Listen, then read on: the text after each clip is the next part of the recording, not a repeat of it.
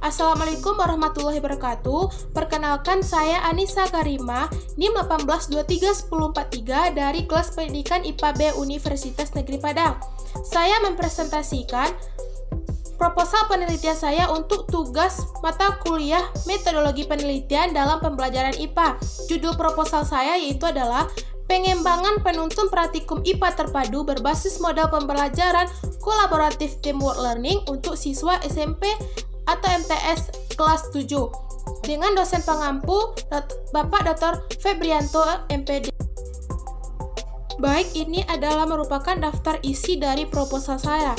Itu ada bab 1, bab 2, dan bab 3. Pada bab 1 itu terdapat latar belakang, identifikasi masalah, batasan masalah, rumusan masalah, tujuan penelitian, dan manfaat penelitian. Dan di bab 2 itu ada kajian teori. Di kajian teori itu terdapat media pembelajaran, penuntun praktikum, dan model kolaboratif teamwork learning. Dan juga ada kerangka berpikir. Nah, dan pada bab 3 itu ada jenis penelitiannya, lokasi dan subjek, subjek evaluasi dan pengembangan produk, ada populasi dan sampel, komponen penuntun, prosedur pengembangan, teknik pengumpulan, dan metode analisis data. Yang pertama itu bab 1 pendahuluannya. Yang pertama adalah latar belakang, di mana Peraturan Pemerintah Nomor 32 Tahun 2013 tentang Standar Nasional Pendidikan menjelaskan bahwa standar kompetensi kelulusan adalah kriteria mengenai kualifikasi kemampuan kelulusan yang mencakup sikap, pengetahuan, dan keterampilan. Nah, jadi kurikulum 2013 itu mengisyaratkan bahwa kegiatan pembelajaran IPA merupakan pembelajaran menemukan sebuah konsep. Oleh sebab itu, pembelajaran IPA itu lebih menekankan pada pemberian pengalaman belajar secara langsung melalui penggunaan dan pengembangan proses. Berbagai aktivitas pembelajaran yang dilakukan oleh siswa itu harus dilakukan oleh siswa itu sendiri, namun juga dapat berkolaborasi dengan temannya sendiri agar dapat memahami dan menguasai konsep-konsep yang diberikan oleh guru. Nah, umumnya siswa itu akan lebih mudah dan mengenai suatu konsep jika mereka dapat bertukar pikiran dengan teman sebangkunya. Nah, dengan tim mereka bersama tim umumnya itu, siswa tidak akan canggung lagi bertanya karena mereka tuh tidak akan merasa malu ataupun takut untuk mengungkapkan kesulitan yang dialaminya. Dalam sebuah praktikum juga memerlukan kerjasama tim untuk menyelesaikan suatu permasalahan yang dihadapi. Nah, salah satu model pembelajaran yang dapat yang dibuat atau alternatif dalam pengembangan presentasi dan materi belajar itu adalah dengan menggunakan model tim dalam pembelajaran itu model kolaboratif teamwork learning. Nah, model ini merupakan pembelajaran yang menekankan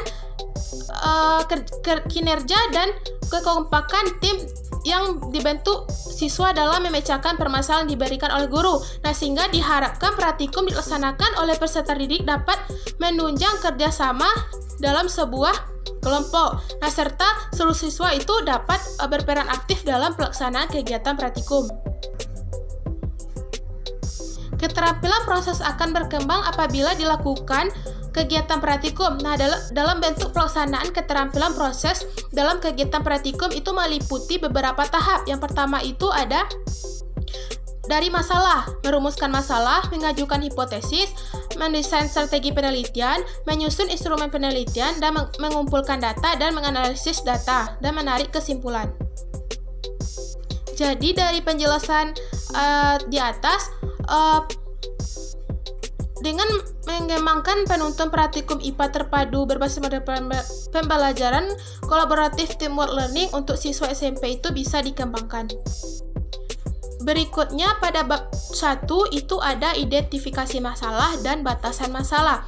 Identifikasi masalah pada proposal saya yaitu ada beberapa hal yang teridentifikasi dilaksanakan di SMP Negeri 3 Kecamatan Gugua. Itu adalah belum tersedianya panduan penuntun praktikum berbasis model kolaboratif teamwork learning yang menekankan peran aktif dan kerjasama siswa dalam berkelompok. Nah, batasan masalahnya itu adalah berdasar identifikasi masalah agar penelitian terarah dan diharapkan masalah yang dikaji oleh lebih mendalam. Maka masalah dalam penelitian ini dibatasi pada belum adanya penuntun praktikum tersebut.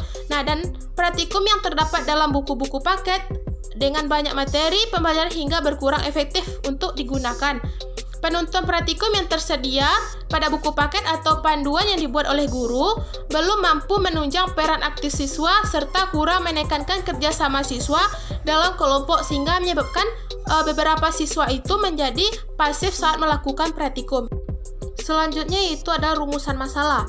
Berdasarkan identifikasi, maka masalah penelitian ini adalah bagaimana validitas dan praktifikasi dari penuntun praktikum IPA terpadu ini yang berbasis kolaboratif teamwork learning dari SMP atau MTSN untuk siswa kelas 7.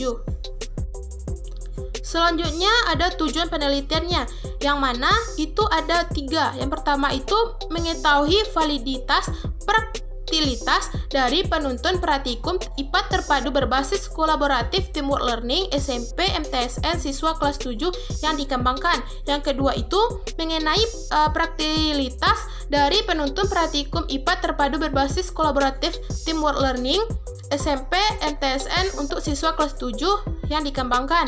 Yang ketiga itu adalah untuk menghasilkan penuntun praktikum IPA terpadu berbasis model kolaboratif teamwork learning untuk mengetahui kemenarikan, kemudahan, dan kebermanfaatan serta keaktifan panduan praktikum yang dikembangkan. Selanjutnya ada pemanfaat penelitian. Itu ada 3. Yang pertama itu panduan praktikum IPA SMP berbasis model kolaboratif teamwork learning bisa untuk memberikan pembelajaran lebih inovatif dan tidak monoton kepada siswa. Nah, yang kedua itu adanya penuntun praktikum ini, siswa memiliki kesiapan sebelum kegiatan praktikum. Nah, itu dengan membaca buku terlebih dahulu, terus siswa juga mendapatkan gambaran tentang tujuan, manfaat, dan proses kegiatan praktikum yang dilakukan. Nah, yang ketiga itu ada penuntun praktikum hendaknya juga bisa menentukan siswa untuk mengembangkan kreativitas dan sikap ilmiah dalam melakukan eksperimen. Selanjutnya kita masuk ke bab 2. Di bab 2 ini ada kajian teori dan terus ada kerangka berpikir. Yang pertama kajian teori. Nah, ada beberapa juga. Yang pertama itu media pembelajaran. Menurut Arshad, media pembelajaran ini adalah segala sesuatu yang dapat digunakan untuk menyampaikan pesan atau informasi dalam belajar mengajar sehingga dapat merangsang perhatian dan minat siswa dalam belajar.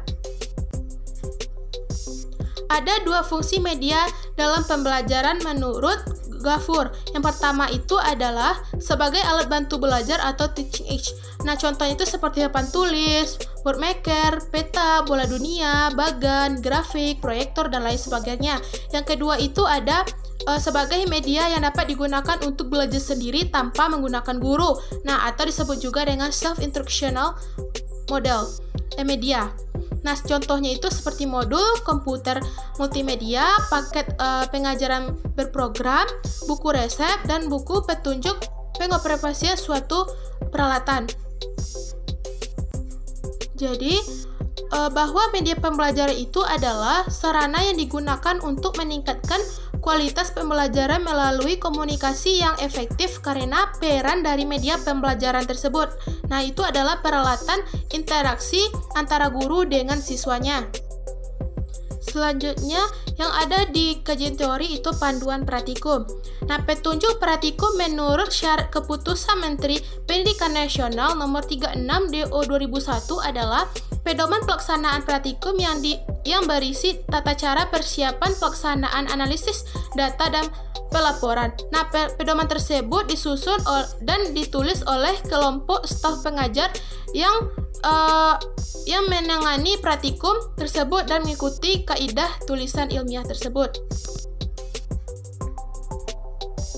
Menurut Prastowo 2013 ada cara penyusun praktikum, yaitu ada judul, tujuan, dasar teori, alat dan bahan, cara kerja, hasil pengamatan, pembahasan dan analisis data, dan kesimpulan. Selanjutnya yang ada di kajian teori itu ada model collaborative teamwork learning. Nah, menurut Pendek 2005, kolaborasi diartikan sebagai kerjasama dengan orang lain dengan proyek bersama.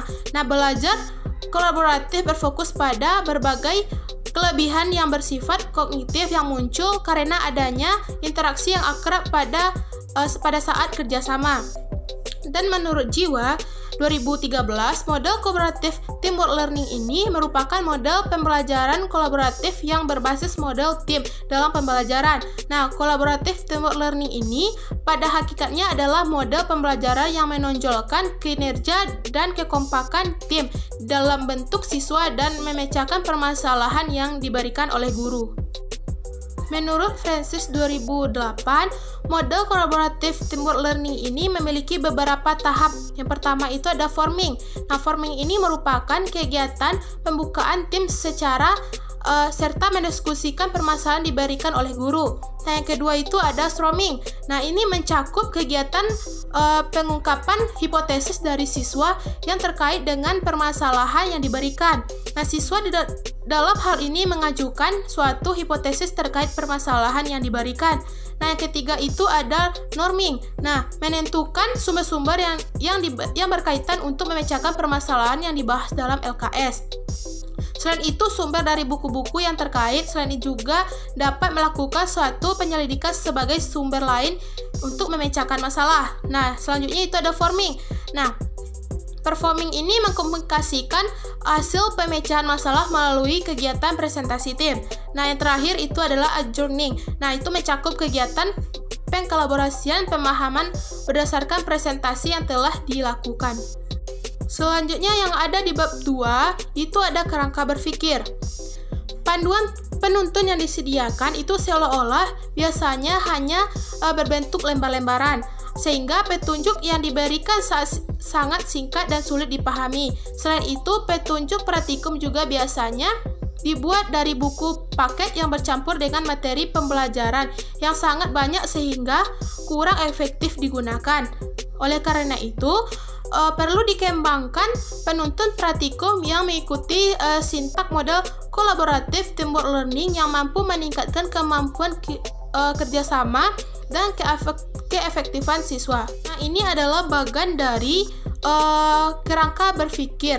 Nah, itu ada potensi dari masalah di sekolah. Itu ada 3. Yang pertama itu hanya menggunakan buku paket atau lembar-lembaran yang belum dibukukan dalam praktikum. Yang kedua, siswa kelas 7 masih memerlukan banyak bimbingan dalam menentukan jawaban berbagai permasalahan. Nah, yang ketiga tuh peran aktif dalam kemampuan kerjasama siswa itu masih kurang.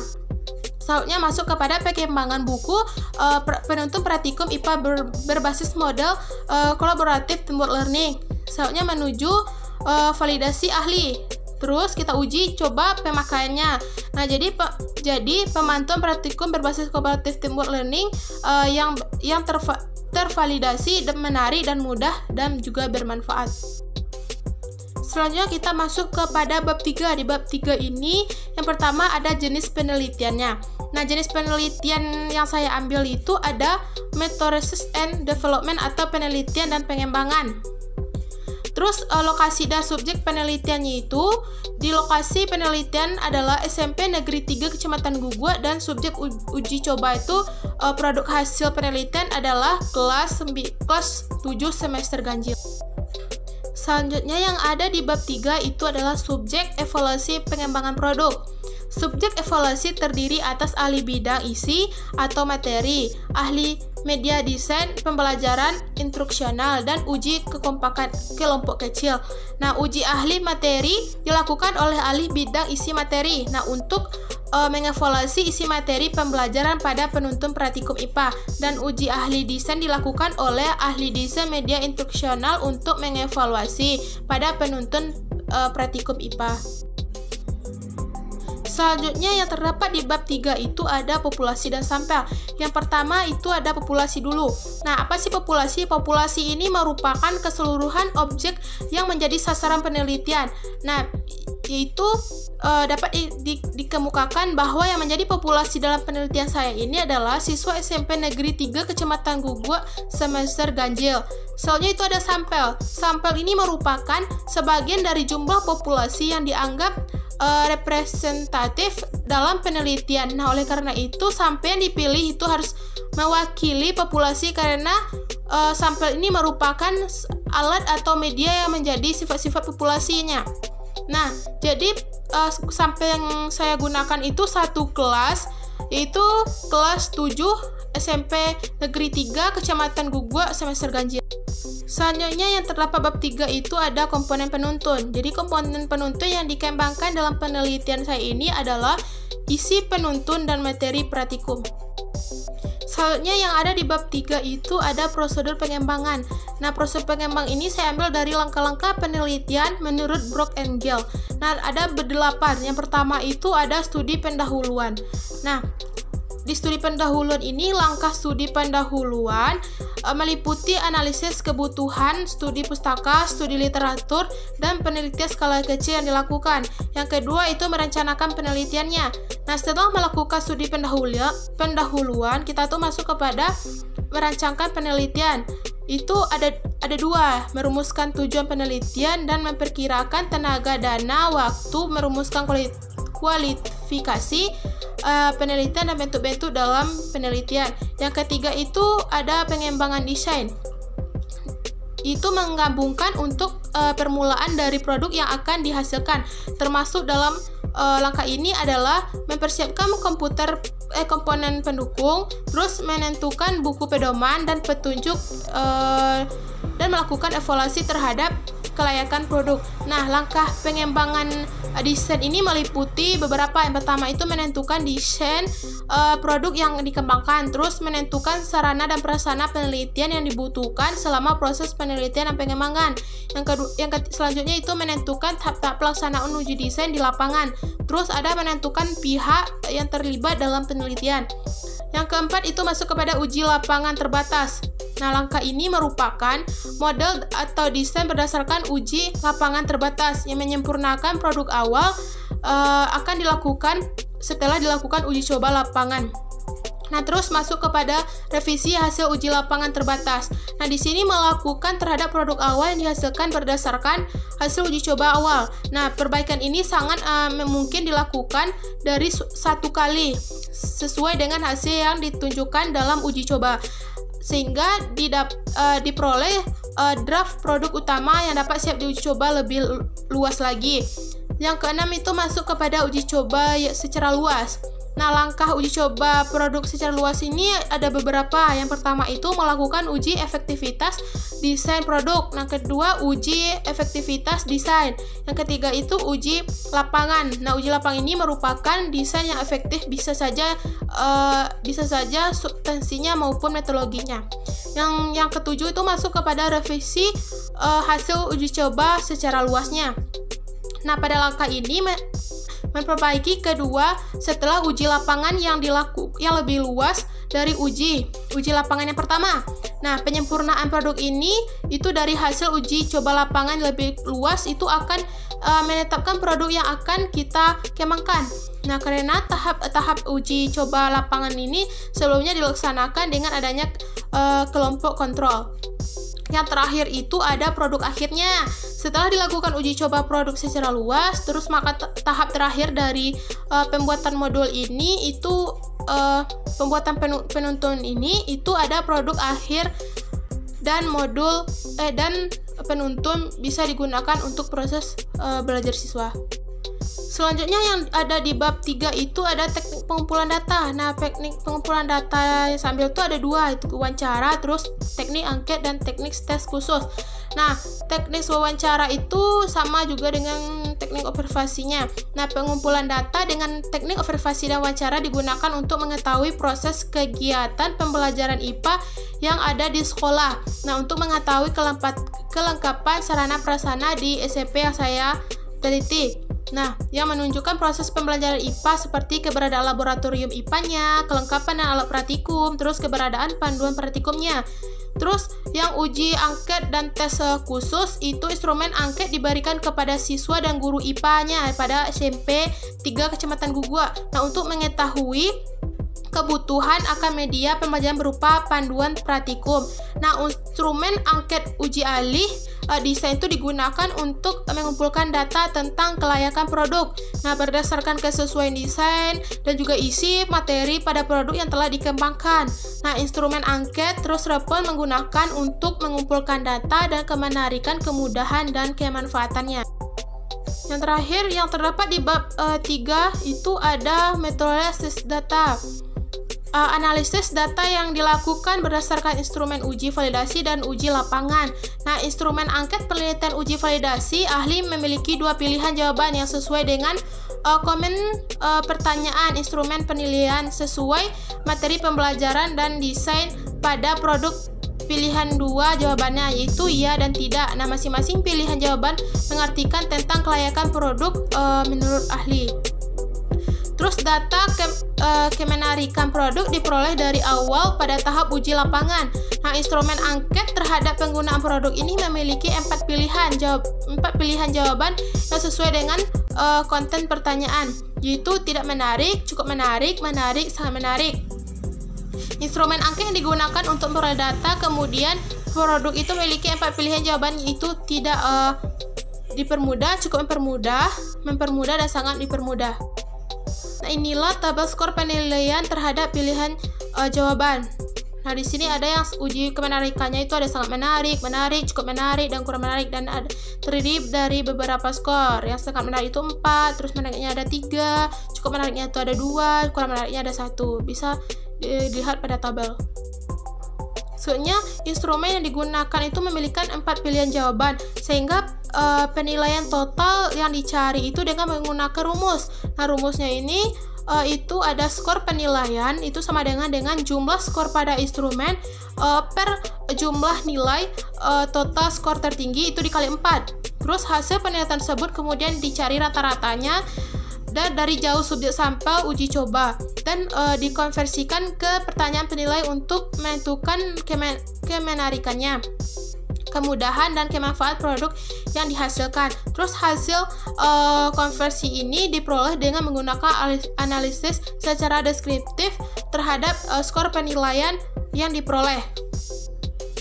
Inilah tabel konversi skor penilaian menjadi pernyataan nilai kualitas. Nah, di sini ada nilai skornya itu 3,26 sampai 4 itu kualitasnya itu sangat baik. Terus 2,51 sampai 3,25 itu baik. 1,76 sampai 2,5 itu kurang baik. Terus 1,1 sampai 1,75 itu tidak baik. Dengan pernyataan penilaian kemenarikan ini, nah bisa dilihat pada tabel. Itulah hasil proposal penelitian saya. Jika ada salah kata, saya mohon maaf. Saya sudahi. Wabillahi taufik wal hidayah. Assalamualaikum warahmatullahi wabarakatuh.